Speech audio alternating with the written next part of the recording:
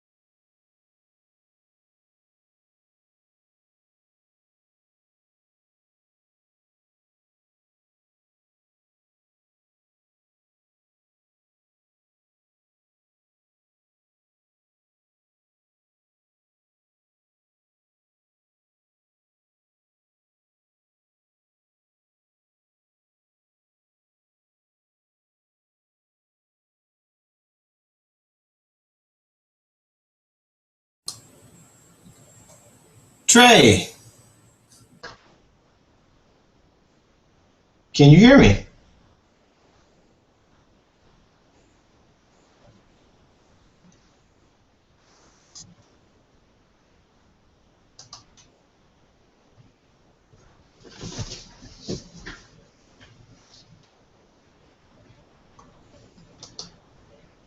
Trey?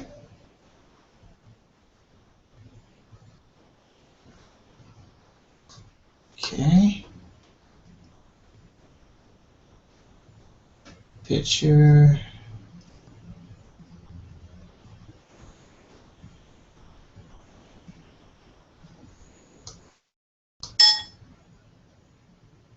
Okay, your mic's available.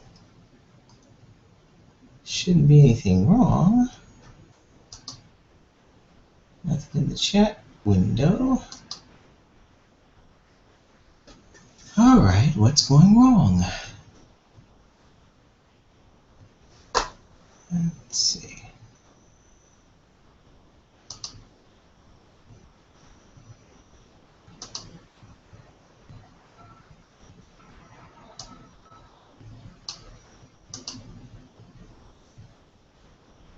Okay. Okay, I guess he's having problems.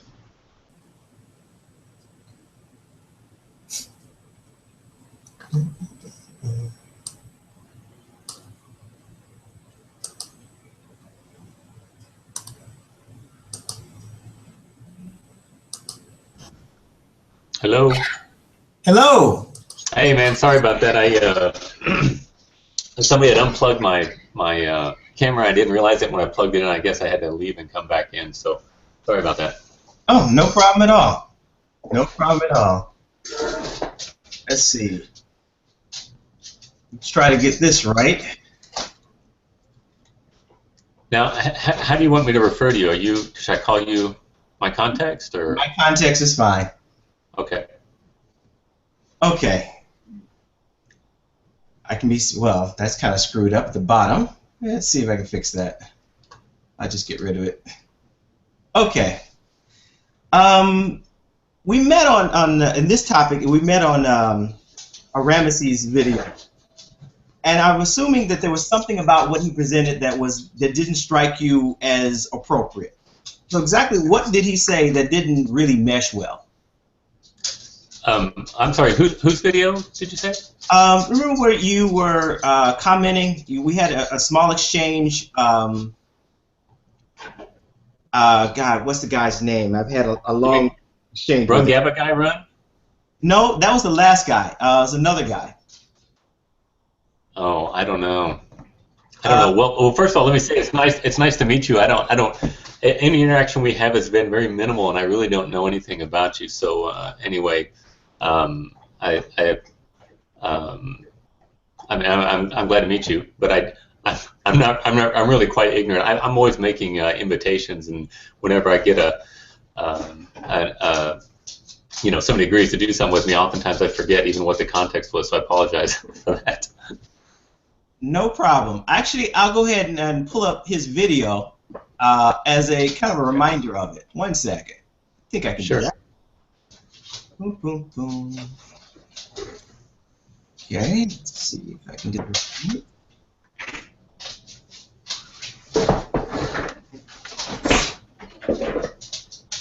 Excuse me.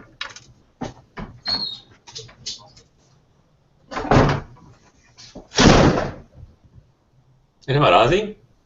Yeah, this is the Ozzy video. Okay. Uprooting religious dogma? Yeah, I remember the video now. We're getting closer. Okay. Should I play a little snippet of it? Sure. Christian fundamentalist or biblical literalist believes in so many things which seem to fly in the face of scientific, historical, and archaeological discoveries. How can we explain how a Muslim fundamentalist or jihadist believes himself to have an obligation to blow himself up in the name of his religion? How can we explain how a moderate Catholic comes to believe that ingesting a cracker during Mass involves a miracle of transubstantiation and constitutes the means by which one can commune with the transcendental creator of the universe? Is there any doubt as to how people in their billions believe and have believed these and other preposterous things for millennia? It's rather obvious. They believe these things because they were taught these things. They believe these things because they were taught these things are true by people they trust, usually their family and community. The people they have every reason to trust, who were themselves taught to believe these things by people they in turn trusted. Now, surely one may point out that there comes a point in life where one would hope that people would scrutinize the beliefs which they have drunk in along with their mother's milk or unwisely adopted later in life from trusted individuals. We don't begin life as natural skeptics, blessed with good critical reasoning skills and cognitive faculties capable of evaluating abstract claims, and who only acquire beliefs if they happen to be well warranted. Rather, we begin as naive, uncritical credulists. We are born believers who, out of natural necessity, must trust those around us upon whom our very existence depends, and whose knowledge we're in no position to second guess until many years later. And then only to the degree that we have acquired some critical thinking skills of our own as our cognitive faculties slowly mature and develop. Critical thinking consists of a set of cognitive tools and skills which we must learn and actively practice. Our capacity, our potential for critical thinking may be innate, but the degree of critical thinking proficiency which we actually acquire, our execution of critical thinking and our competence at it, is slowly acquired and hard-won, usually the result of having had the good fortune of seeing critical thinking effectively modeled by someone who is skilled at it. Thinking and reasoning comes as naturally and easily as walking and talking. But good reasoning and competent critical thinking, that's something we must learn with effort. It's more like learning to read and write than speaking. Okay, that was the video. Okay. So what was your take on that video? Well, I had originally, I don't remember what our actual exchange was, but I was trying to challenge Ozzy there. I've been challenging Ozzy to engage with me for many months, and he refuses to do so. And my problem was, of course, the context of that whole video was, according to some other guy, was saying that religion is a mental illness, and they're saying that's silly. It's not a mental illness. It's something that people are basically society. They learn. It's a learned thing. Can you hold just a second? Let my dog in. Okay.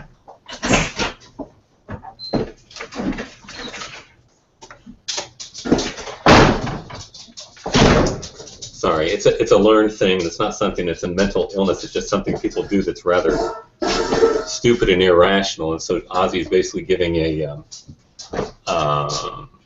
analysis of that and saying that we need to learn how to be good thinkers. The problem is I accuse Ozzy of not being a good thinker with his perspective, and he's not taking his own advice.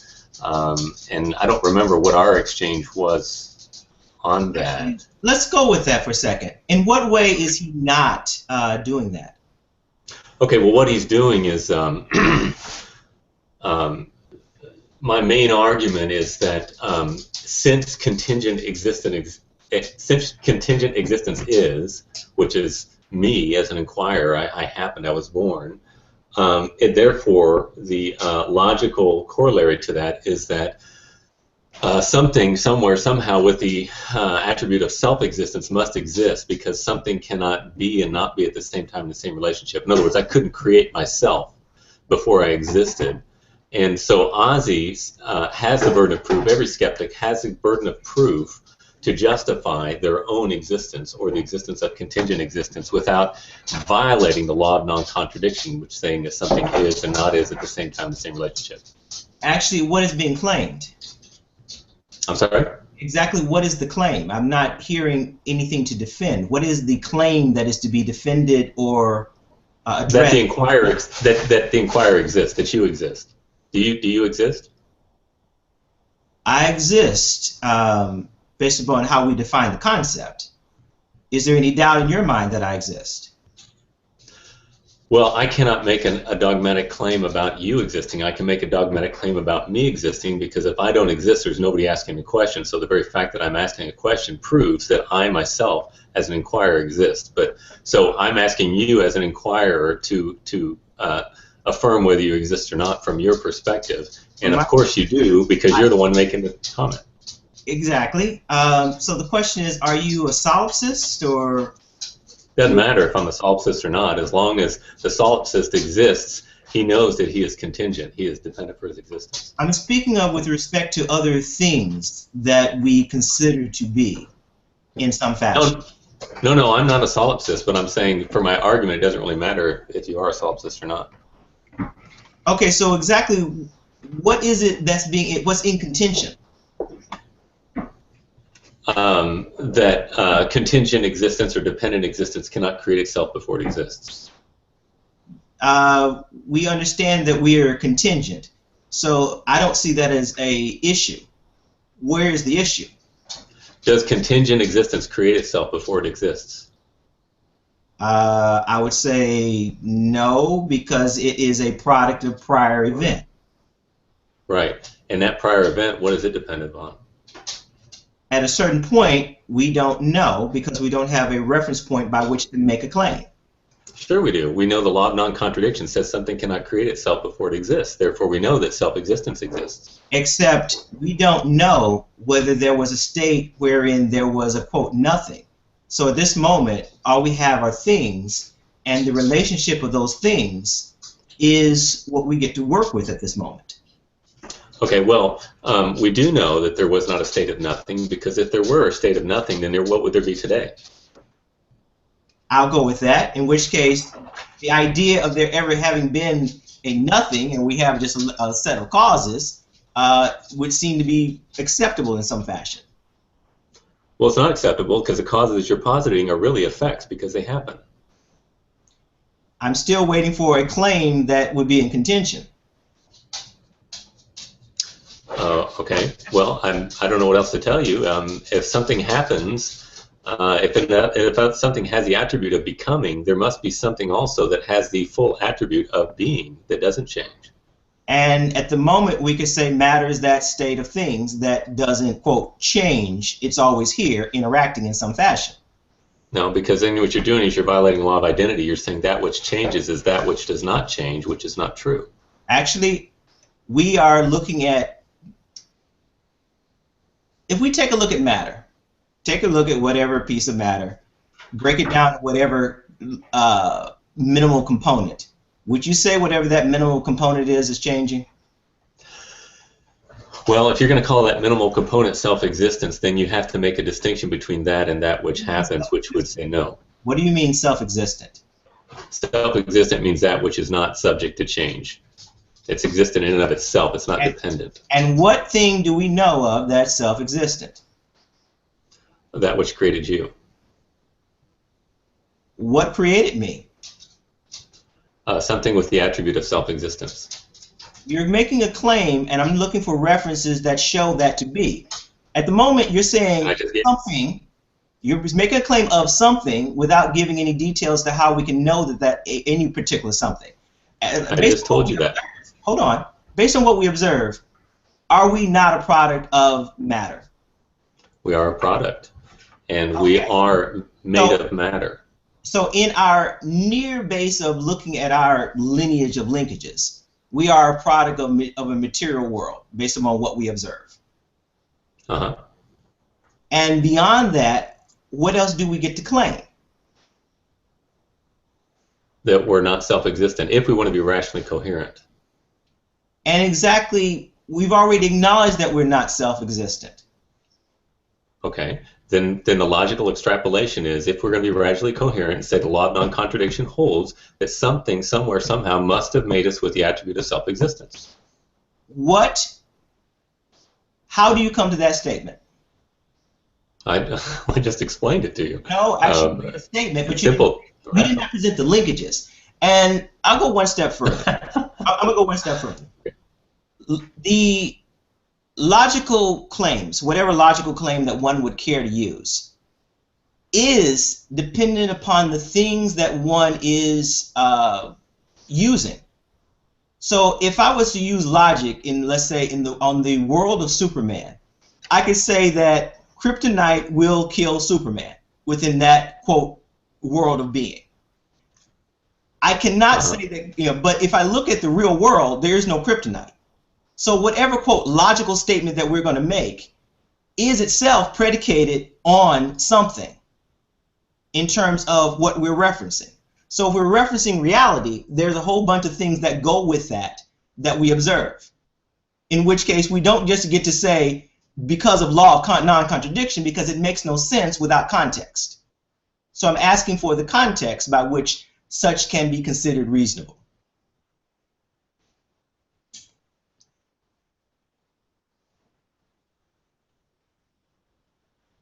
Jay?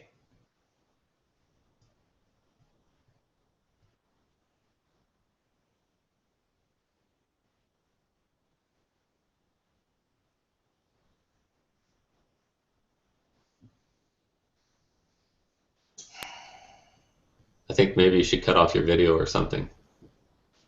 Can you hear me? Jay?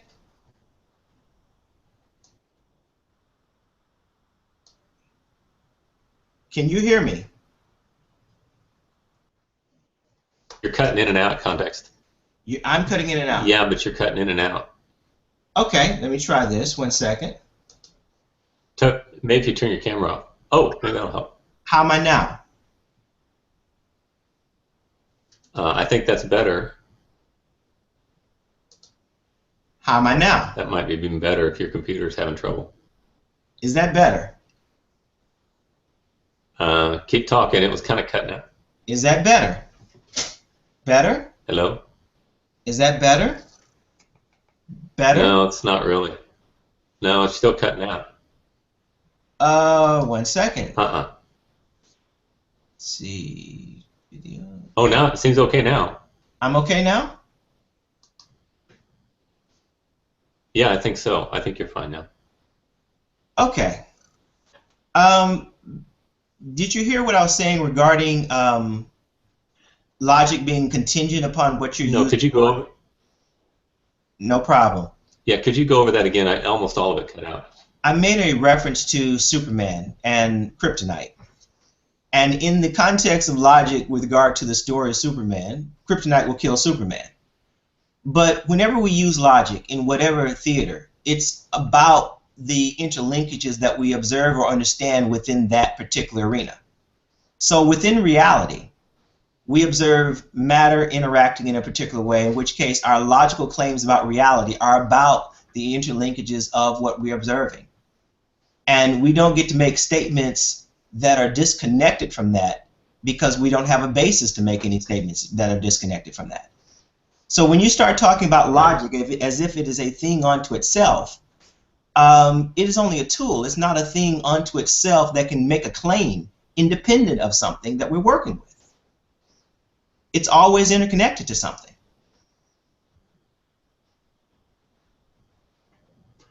I never stated that. I never said that logic had any material to it. It's an instrumental cause. It's an instrument, and I'm not sure how context matters. I mean, I'm talking about context of our existence even as we are right now, and my two presuppositions, I don't know if you've seen in other hangouts, I've got two presuppositions: the basic reliability of sense perception in order to know that I as an inquirer exist, and secondly, the law of non-contradiction or rational coherence. So that's the context that I'm asking for in this realm in which we live right now in this conversation we have. Will you grant those two?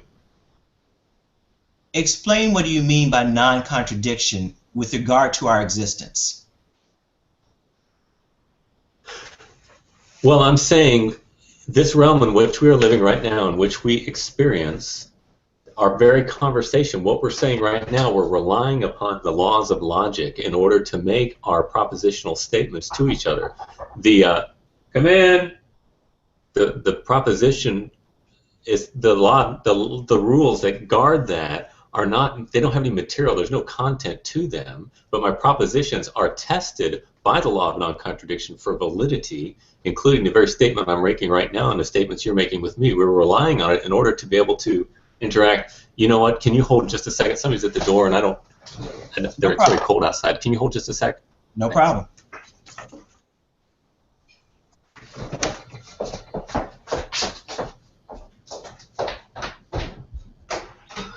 I'm sorry.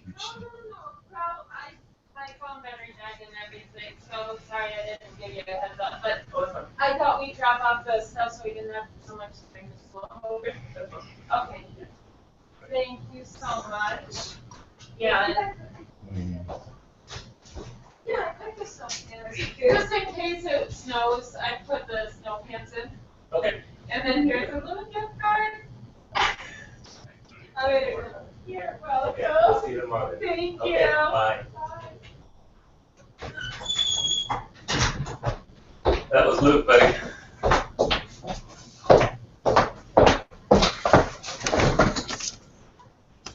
Hold on a minute, buddy. I apologize. My son's friend's coming to spend the night tomorrow, and they brought us stuff over tonight. No issue. Okay, so where were we? I'm trying to understand what is it that's in where the law of non-contradiction comes into play, because we have our existence. We understand the lineage to a certain degree of how we came to be.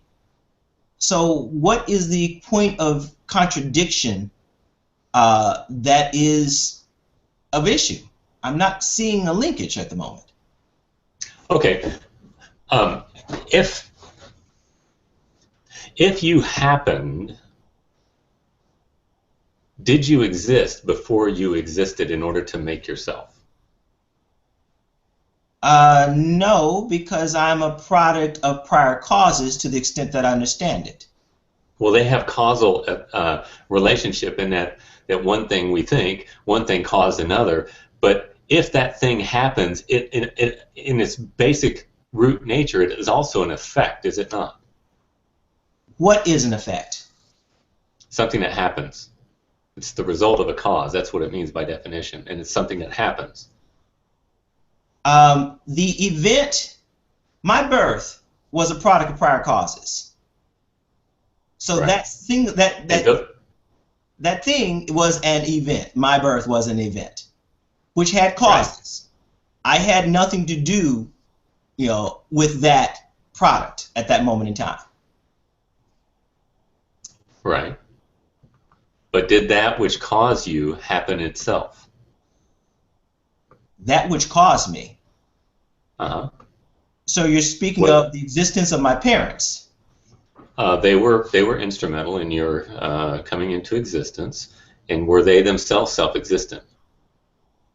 No, they too were products. Okay, so keep extrapolating back into the beginning. We keep extrapolating back to the point where we no longer know, and if we go with what we understand within this context of science, we get back to the Big Bang as a theoretical idea. I'm sorry, my time. You're cutting out. I can't understand what you're saying. We get back to the Big Bang at a certain point, based upon what we currently understand. Yes, you're still cutting out. I caught that. Okay.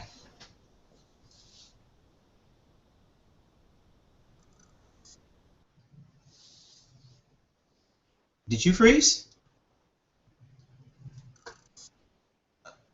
Okay, let's see what this thing is doing. Nope. You said it goes back to the Big Bang from what we know, I think is what I last heard you say. Yes, that's exactly what I said. So the question becomes, okay. I don't see that we can go any further than that without, at that point, making up something for which we have no basis to make a claim.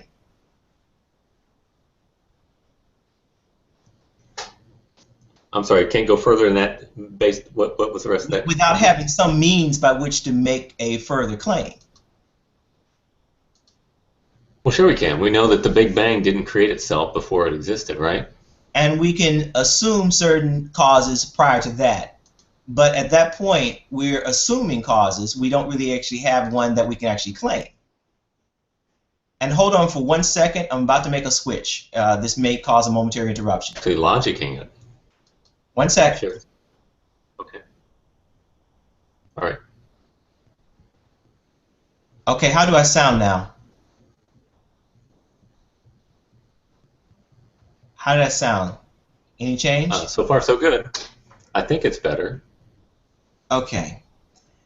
What I'm getting at is that at a certain point, we run out of causes that we can actually claim in terms of linkages. So granted, we might be able to presume some prior causes, but the nature of those causes would be all assumptions, untethered to what we actually know.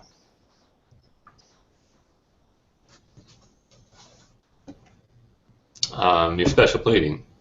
Of course we can. How that we know not possibly, but we know as an analytic truth. What do we know as an analytic truth? I'm sorry?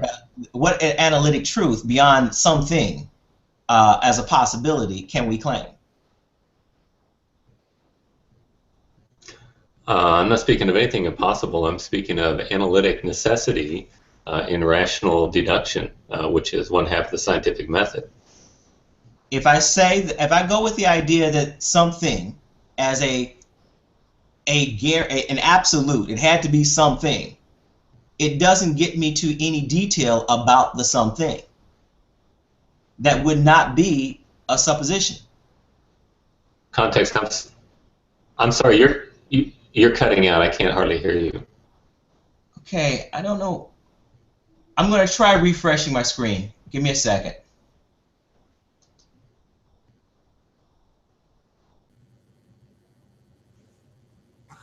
Did you leave and come back?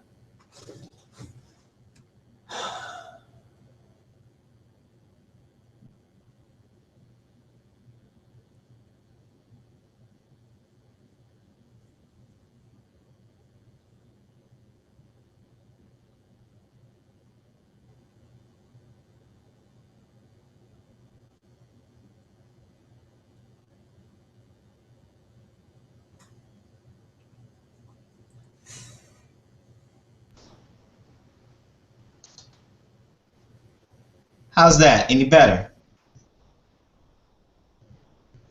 Trey, I don't know. It cut out a little bit, but hopefully it's a little better. is it? Can you hear me? Yeah, I can hear you. I'm hoping that's better. Okay. Well, let's continue on and see how it goes. Okay. Basically, once you get to the point where you don't have any reference points by which to make a claim, anything beyond that becomes a... How could you not have reference? Big Bang is our last reference that we currently have. So the idea of something coming before the Big Bang becomes a point of what was that, if anything. Well, we know that the Big Bang didn't create itself before it existed, right? And that in of itself presumes that there was a before of the Big Bang. Well, it presumes that it's an effect, right? It does, which we don't know. We don't know if it happened? We don't know that it had a beginning, per se. We can assume that it did, but we don't know that it did. That which happens has a beginning. I mean, that's just that's what the word means. We don't know it's that contingent. it, quote, happened. We know that it changed, but we don't know that it, quote, happened. Well, I'm going to assume it's that the same it happened. thing. There's no difference. Basically... No, you're not assuming. It's definitional. That's what the word means. What? That... I'm listening. I'm missing something. Well, if something happens or something is an effect, by definition, that's what it means, that it has a beginning, that it happens, and it could not have happened out of nothing. I'm not claiming that it is an effect. When you say something is... But that's what it is. How do we know it's an effect? How do we know what? How do we know that it was an effect? Or are you claiming everything because that it's is? something. Are you claiming that everything is an effect of something else? No. No. The principle of causality is an analytically true statement. That means it's a tautology. All you're doing is repeating yourself. When you say every effect must have a cause, it's not something that's subject to question because it's true by definition. It's like 2 + 2 is 4. 2 + 2 is the same thing as saying 4. You're just repeating yourself. Every effect must have a cause. You're just repeating yourself because the only way you can define an effect is to say is that which is a result of a cause, and the only way you can define a cause is to say that which gives rise to an effect. So the principle in and of itself is not a synthetic argument, which would be like the bald man is rich. You're adding richness to that argument, which it could either be true or not be true. But to say that a bald man, or a bald man. You could say a bachelor is bald or something like that. To say a bachelor is an unmarried man is an analytic argument. It's true by definition. It cannot not be true because that's what the word means. And that's what causality is too. So to speak of an effect without invoking a cause is nonsense because you're leaving out half of the equation of the definitionally true statement. Can't do it. It's not possible to talk about effect without I'm cause. with you. Now here's why I said what I said, and I'll go ahead and give you the details. Are we positing both contingent and non-contingent things in this discussion? Yes, we must. Yes, it's an analytic necessity. Okay, if we're positing non-contingent things and contingent things, then at the moment wherein I don't know whether a thing has a cause, I don't know whether it's contingent or non-contingent. In which case, the moment we get to the Big Bang, given that I don't know of a cause for the Big Bang, I'm left with it being an uncaused item, potentially. In which case, no, but it can't be uncaused because it happens. What do you mean that it happened? We know that it was, but we don't know that it had a beginning. Now, do we? Did it bang? Oh, it changed. But that doesn't say that it. That's what the word means. It changed. It's changing. It changed. It's kind of hard to get around this, isn't it? Actually, no. I'm pointing out that we have a starting point that we could say was there for indefinitely, that it was the non-contingent thing. And my point is simply that the moment that you... Did you see my hangout with Alex? I didn't. Yeah. I don't actually get a chance to see... We had a great discussion. Go on.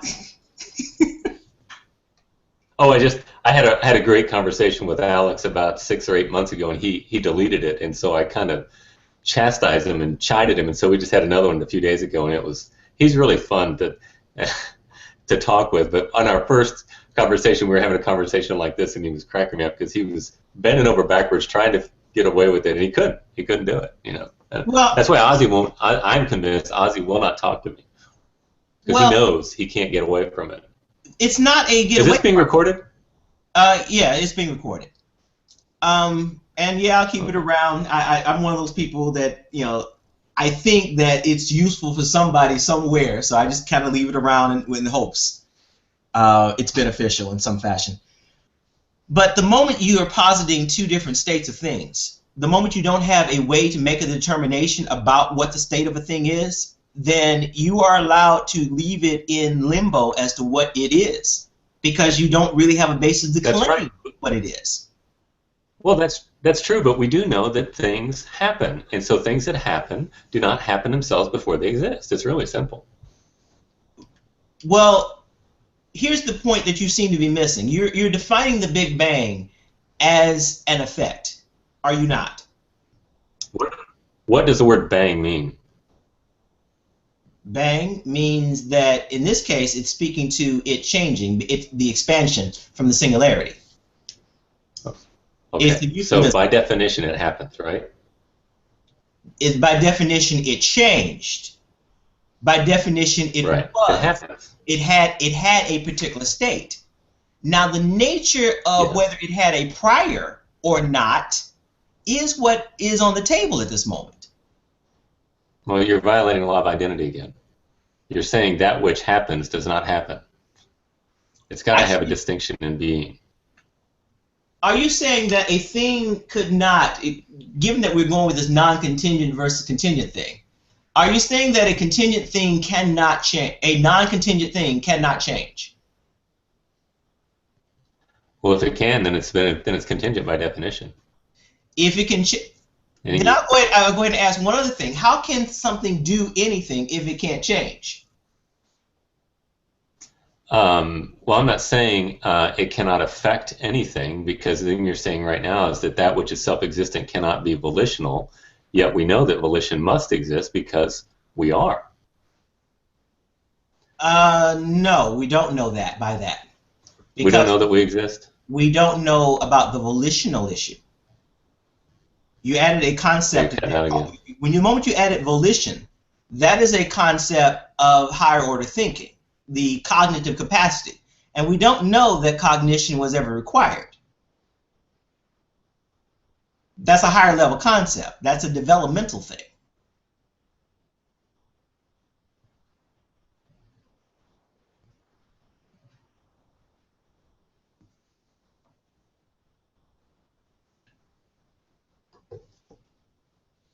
Trey?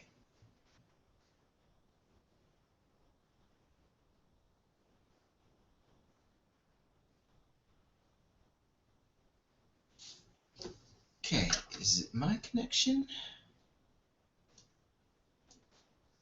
Let's see.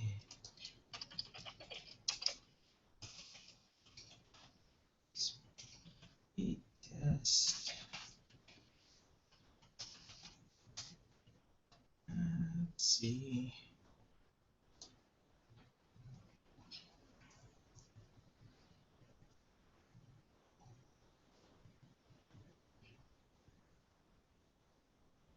Okay, looks like I have a great internet connection.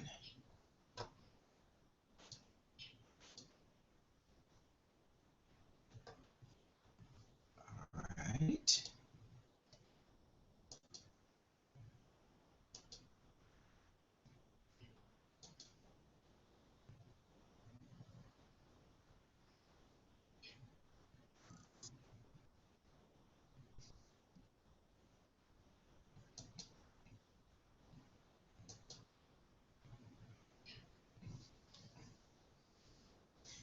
Trey?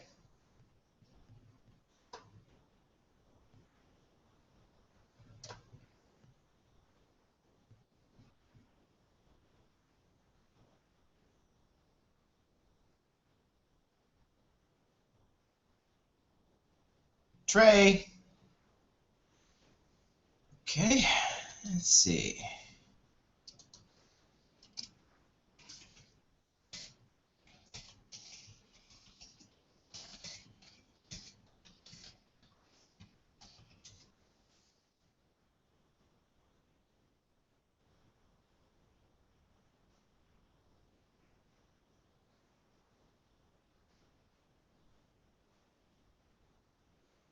That one guy.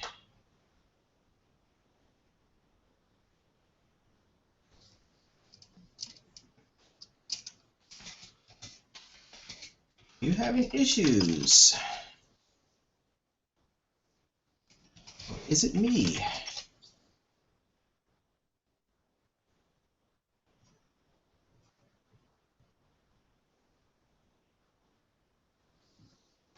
Or has Google lost its mind?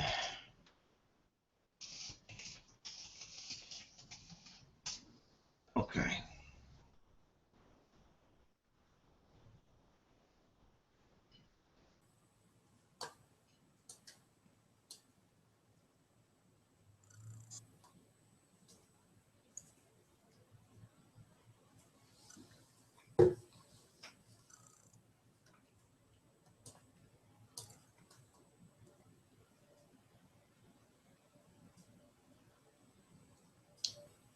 Trey. Trey?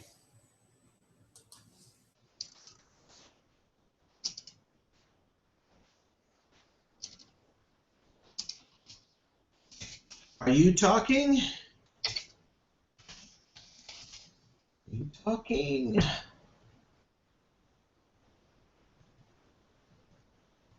Okay. Can you hear me? Because I don't hear you.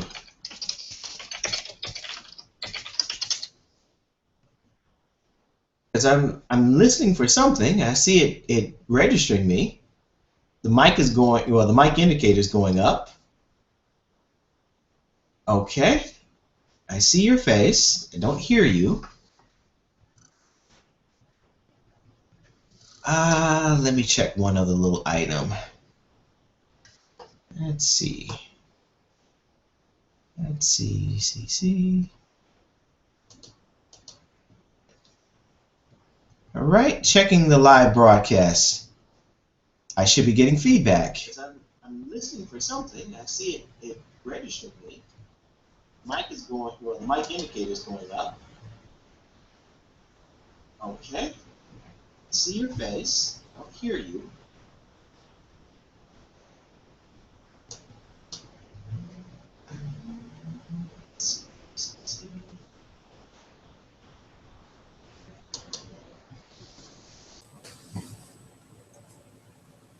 Okay, it looks like it's actually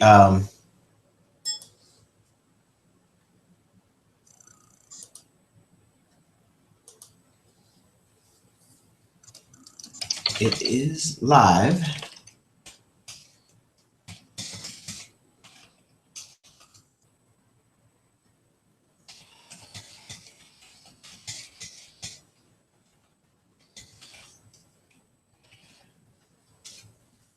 Searching for a face.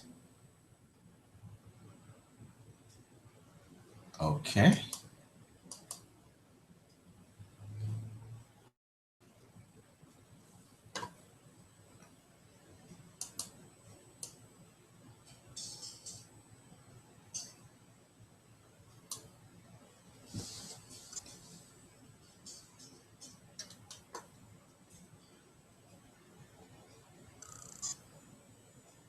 for a face.